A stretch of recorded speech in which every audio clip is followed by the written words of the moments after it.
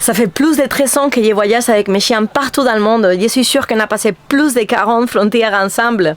Et une question que vous me posez très souvent, c'est si c'est difficile de voyager avec les chiens et comment est-ce qu'ils ont fait.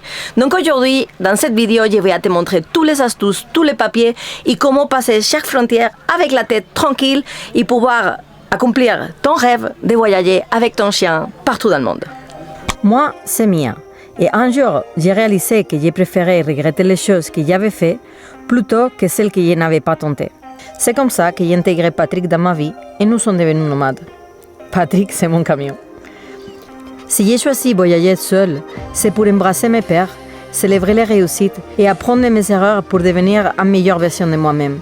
Mais surtout, c'est pour garder le meilleur de chaque expérience, parce qu'une fois la fête ça sera fini, la seule chose qui me restera, ça sera mes souvenirs. Sortir de Bagdad, ça va être quelque chose.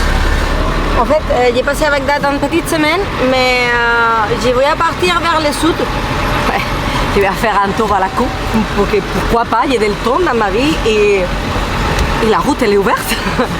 Donc je vais revenir là où j'étais, parce qu'en fait, on est encore vers le Ramadan, on est encore en train de faire le Ramadan et c'est vrai que Bagdad il est alive, il est vivant, mais il manque encore une touche festive quoi. Du coup, je vais attendre que le Ramadan se finisse pour revenir. Là, je vais avoir des villes qui sont assez spéciales. C'est parce qu'elle est très religieuse et je vais voir un peu plus de la culture musulmane en Irak. Et un autre que ça trouve le cimetière le plus grand du monde, là où il y en a plus de 6 millions de corps enterrés. Et voilà, peut-être tu vas pas aimer parce que ça parle de mort, ça parle d'intérêt et tout ça, mais à moi je trouve ça super curieux et c'est la seule fois dans ma vie que je vais pouvoir voir ça.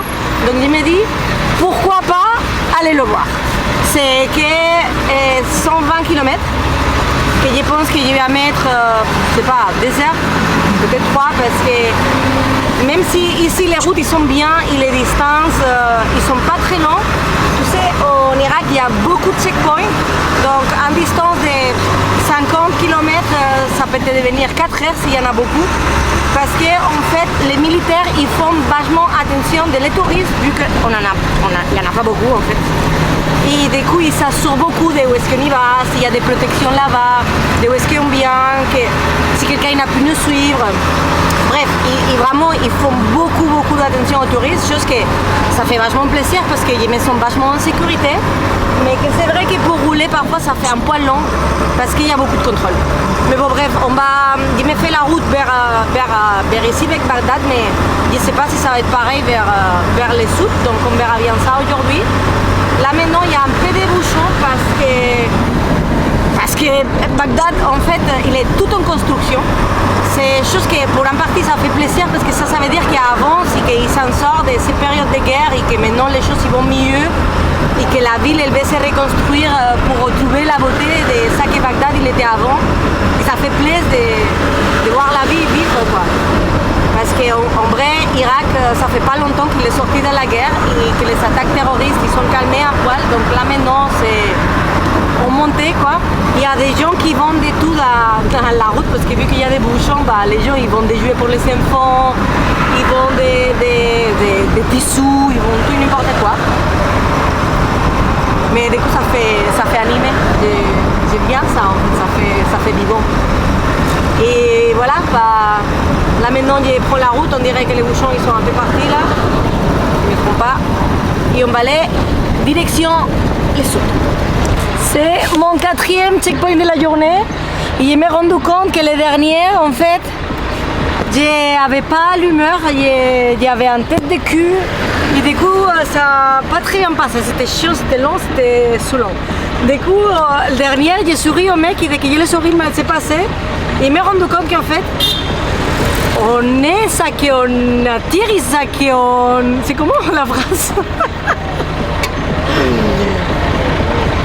On attire ça qu'on est. Ouais.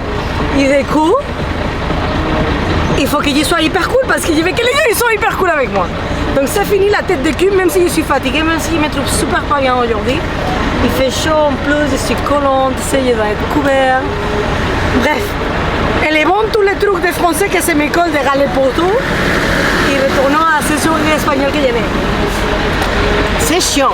En fait, c'est chiant. Vraiment, les contrôles, c'est chiant les checkpoints. Mais il faut réfléchir que c'est fait pour nous. Parce qu'il n'y en a vraiment pas de touristes. Il n'y en a pas. Donc, ils font vraiment gaffe à chacun qu'on est là. Et pour ça, ils contrôlent beaucoup où est-ce qu'on y va, l'adresse là où on va y aller, si on a des contacts, s'ils peuvent nous donner son contact. Bref, ils s'occupent vraiment beaucoup de nous, les militaires, ils sont super cool. C'est vraiment... Je me demandais là, pendant que j'ai roulé, putain, ces gens, ils sont tellement été niqués par la guerre de notre côté. Et malgré ça, ils sont heureux, ils nous sourient, ils nous aiment, quoi. Et tu le vois, c'est pas genre un truc faux. C'est que vraiment, ils sont trop courus, trop contents de nous voir. Ça... La humanité de ce peuple, il est incroyable. Et ouais, j'aime beaucoup vraiment partager mon temps avec des gens qui ont été frappés par la guerre, surtout par la guerre. Ça vient de notre côté et voir que ces gens, ils m'aiment.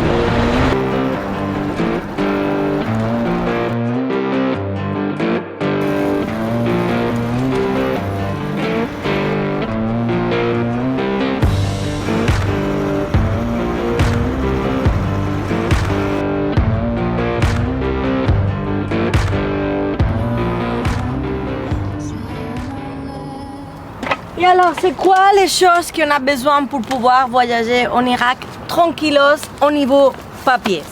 Donc voilà, j'essaie d'être un peu organisé et tout ça, c'est les choses que je porte dans la cabine à donner aux services bureaucratiques que je n'aime pas du tout. Donc, la première chose et la plus principale que tu as besoin tout le temps, partout dans le monde, c'est ton passeport. Que je n'ai pas besoin de vous expliquer qu'est-ce que c'est un passeport. Le mien, il est rempli de timbres des pays arabes. J'aimerais bien avoir des timbres des autres pays. Parce que... Et l'autre jour, en regardant, je me suis rendu compte qu'en fait, je voyage que dans des pays arabes. Mais bon, bref. Passeport, n'oubliez pas, c'est très important. Deuxième chose que vous avez besoin quand vous voyagez en dehors d'Europe et surtout dans les pays arabes, là où je suis. Donc, carnet de passage. C'est quoi le carnet de passage? C'est un espèce de passeport pour ton camion. Avec ça, en fait, les services douaniers, ils s'assurent de que tu rentres au pays avec ton véhicule et que tu sors des pays avec ton véhicule. Donc, la chose que tu fais pour ça, c'est il y a des petites feuilles là où en fait on tampon à l'entrée et on tampon à la sortie. Pour avoir ces papiers, en fait, il faut payer en caution au service là où tu le demandes. Donc, c'est le club de l'automobile.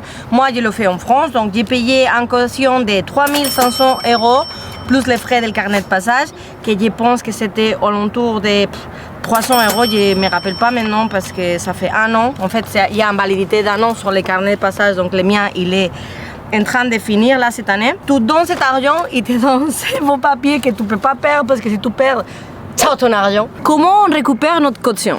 Pour ça, tu dois ou rentrer chez toi avec ton véhicule ou sortir dans les pays là où tu as besoin de cette carnet de passage.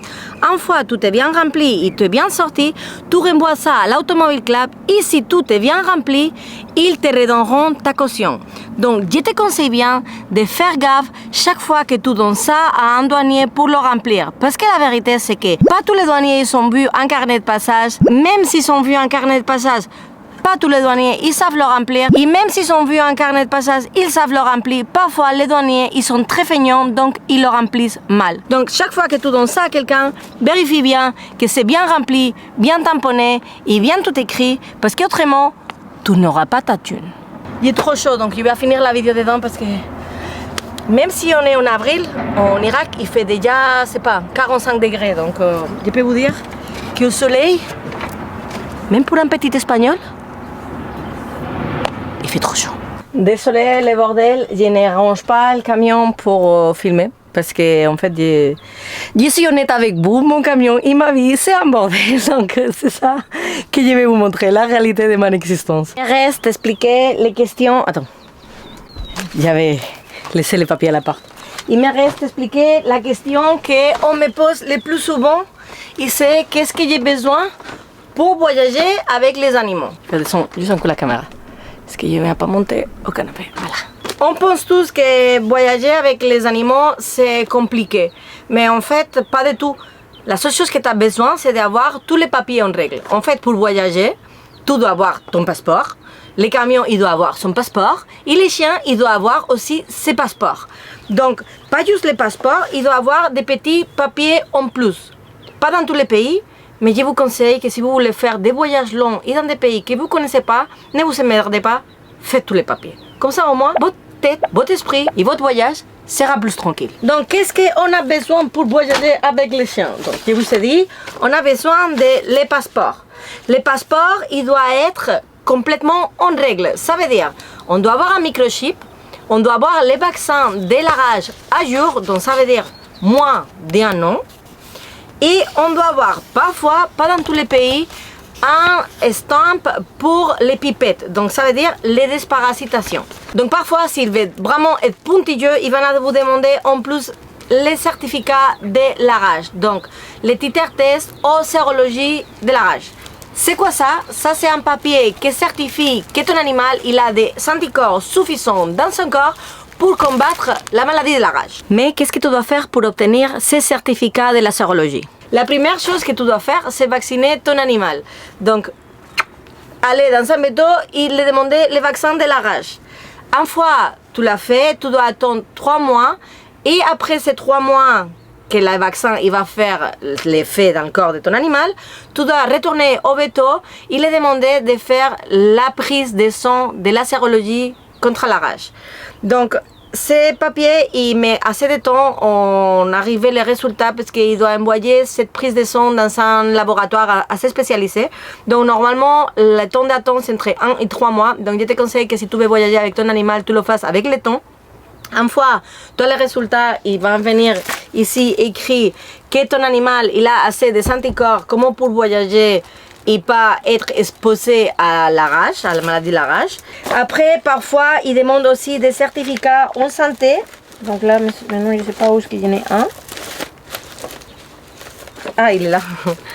Parfois, dans certaines ADN, par exemple en Émirats, on m'avait demandé un certificat en santé de ton animal. Donc, pour avoir ça, simplement, tu vas à ton vétérinaire et tu lui demandes un certificat pour croiser des frontières. Mais la vérité, c'est que quand j'arrivais à certains pays, les vétérinaires, ils n'avaient aucune idée de qu'est-ce qu'ils étaient en train de les demander. Et c'est exactement pour ça qu'avec l'aide d'un vétérinaire, j'ai créé un modèle en PDF en blanc pour pouvoir aider à des autres voyageurs qui se trouvaient dans la même situation que moi. Mais tu veux utiliser cette PDF que j'utilise pour croiser toutes les frontières avec mes animaux, j'ai ouvert un plafond en Tipeee et en Patreon là où je vais laisser ces documents en plus d'un map que j'ai créé exclusivement pour toi avec tous les infos de mon voyage. Donc tous les spots là où j'étais parqué avec tous les infos, l'accessibilité, les points d'internet, les supermarchés les moins chers, les vétérinaires, les points d'eau, les points d'internet, les contacts de tous les locaux avec qui j'ai pu partager des moments qui sont très utiles pour avoir un voyage différent dans certains pays. Et en fait, toutes les infos que j'ai pu trouver dans mon voyage à moi et que je vais partager avec toi pour te faciliter les voyages. Donc si tu veux utiliser ces infos que j'ai laissées pour toi, tu peux te rendre sur les plateformes de Tipeee et Patreon là où tu auras toutes les instructions de comment pouvoir accéder à cette map exclusive que j'ai créée pour toi. On pense souvent que c'est compliqué voyager avec les animaux, mais en fait c'est juste avoir tous les papiers en règle. Les gens ils sont vraiment accueillants dans les pays arabes et même si parfois ils sont un peu peur des animaux, ils sont très curieux de voir comment nous on vit avec les animaux. En Irak par exemple, ils me demandent souvent les papiers des chiens, mais c'est pas pour me demander les papiers des chiens, sinon pour les voir. Tu sais, Irak c'est le pays du monde qui a les pires passeports. Parce que parfois, certains d'entre les Irakiens, ils n'ont même pas droit au passeport. Et même s'ils l'ont, ça ne sert pas à voyager. Parce qu'ils doivent payer des visas monstrueux et avoir beaucoup de papiers pour pouvoir sortir du pays. Donc pour eux, d'avoir un animal qui a le droit à un passeport, c'est super intriguant. Donc ils me demandent souvent pour le passeport de Fiamma, de mon chat. Et ils sont toujours en train de faire des photos et de parler entre eux. Parce que pour eux, c'est fort de voir comment un chat il a plus le droit à voyager qu'eux-mêmes. Et je ne vais pas te mentir, ces situations à moi ça me tord le cœur parce que voir comment mon chat il a fait plus de pays que des personnes humaines et qu'il a plus le droit à voyager ou la possibilité de voyager que des personnes qui sont comme moi, ça me met vachement mal à l'aise. Et après on me demande pourquoi j'aime pas la société. Raison numéro 1 de pourquoi j'aime pas la société, parce que l'égalité en 2024 n'existait pas. Bref, retournons à les papiers. Parfois, dans certains pays, pour exemple l'Irak, tu as besoin des autres papiers en plus. Donc, pour exemple, ces papiers, il est très important. C'est quoi? Aucune idée. Pourquoi? Parce que c'est écrit en arabe.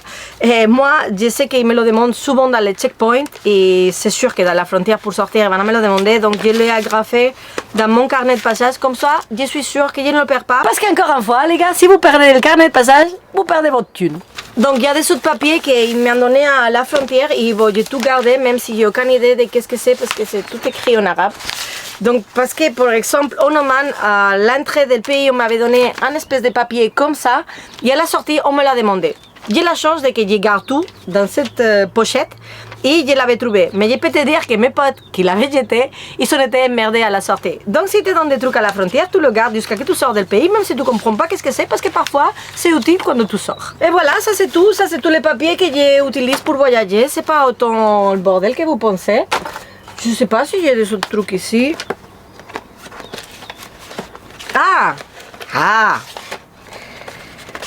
Des autres papiers que tu as besoin et qui vont te demander constamment dans les frontières. Attends que je trouve. Ça, c'est mon permis. Mon permis de circulation espagnol.